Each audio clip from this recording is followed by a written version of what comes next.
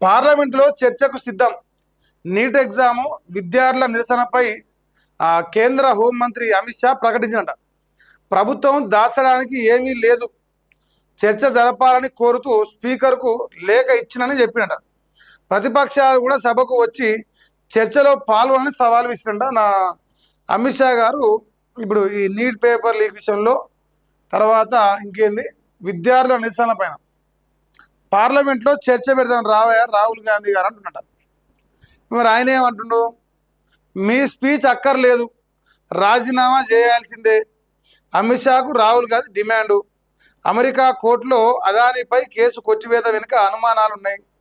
Modi compromise అయ్యిర్రు, దేశ ప్రయోజనాలకు తాకట్టు పెట్టారని ఆరోపణలు. ఆయన ఈ మలక ఇటు ఇటు ఇటు ఇటు మలకలు తిరుగుతాడు. సో మళ్ళీ ఇందులోనే అదానీ టాపిక్ మాట్లాడిండు. అయితే ఇప్పుడు ఈయన ఏమనంటే స్పీచ్ అక్కర్లేదు, రాజీనామా చేయడం. నిన్నమనే క్షమాపణ చెప్పాలంటారు. కేంద్ర మంత్రి రాజీనామా చేయాలని ఆ పోరాలు అన్నారు, ఆయన రాజీనామా అయింది. ఈ తుక్కుడే గ్యాంగ్ ఈయననేమో అమిత్ షా రాజీనామా చేయాలి, అమిత్ షా క్షమాపణ చెప్పాలంటున్నాడు. ఇంకా రేపో మాపో ఇది ఒకటి అయిపోయినాక ప్రధానమంత్రి నరేంద్ర మోదీ రాజీనామా చేయాలనేది కూడా రాహుల్ గాంధీ నోటికి వెళ్ళి మనం ఇందాం.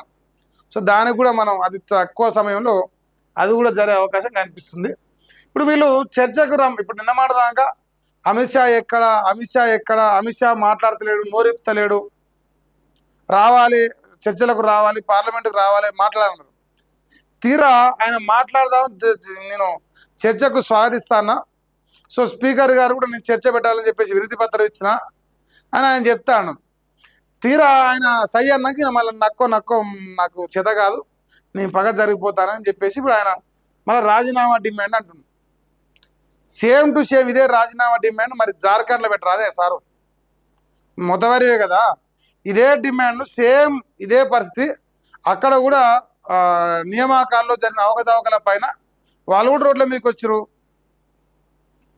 వాళ్ళ ప్రశ్నాపత్రాలు, వాళ్ళ పరీక్షా పేపర్ కూడా లీక్ అయినాయి.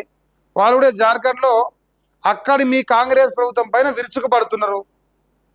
దానికి మద్దతు అని చెప్పేసి లంగమాటలు ఎప్పుడు కాదు కదా, మద్దతు అంటే ఆడికి పోవాలి. మరి నిన్న ఢిల్లీలో ఎట్లయితే కూర్చున్నావో నరేంద్ర మోదీ ఇంటి ముందర అక్కడ కూడా అక్కడ ఉన్న సీఎం ఇంటి ముందర కూర్చొని ధర్నాలు దీక్షలు చేయాలి, విద్యార్థులకు అండగా అని చెప్పాలి, అది చేయాలి కదా అది కూడా. సో అది మాత్రం మన సార్ అక్కడనేమో సైలెంట్ అవుతారు. ఢిల్లీలో రాగానే చర్చకు కావాలంటారు, మరి చర్చ వాళ్ళు సై అంటారు. సో ఏం జరిగినా దేశవ్యాప్తంగా ఈ నీట్ పేపర్ ఎగ్జామ్ విషయంలో జరిగిన అవకతవకల వల్ల దేశం మొత్తం కఠినతరం చేసి పరీక్షకి ఎక్కడ పేపర్ లీక్ అయినా కూడా 10 సంవత్సరాల జైలు శిక్ష పడబోతుంది, 10 కోట్ల రూపాయల జరిమానా కూడా పడబోతుంది ఎవడన్నా ఎక్స్ట్రాలు చేస్తే. అంటే వాడు పేపర్ లీక్ చేసిన తీవ్రతను బట్టి. పోనీ మీరు ఇలాంటి అవకాశం మీరు జార్ఖండ్లో ఏమైనా ప్రయత్నం చేసిర్రా, అదన్నా చూపిరి.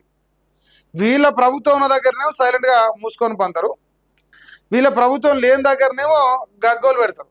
మరి తెలంగాణ రాష్ట్రం ఇప్పుడు నిరుద్యోగులు ఒక ఆయన ముసలాయన పట్టుకురు, కోదండ రామిరెడ్డి, పల్లబొత్సు ముసలోడు ఉంటాడు ఒక ఆయన, ఆ పల్లబొత్సు ముసలోడు పట్టుకున్నారు నిన్న.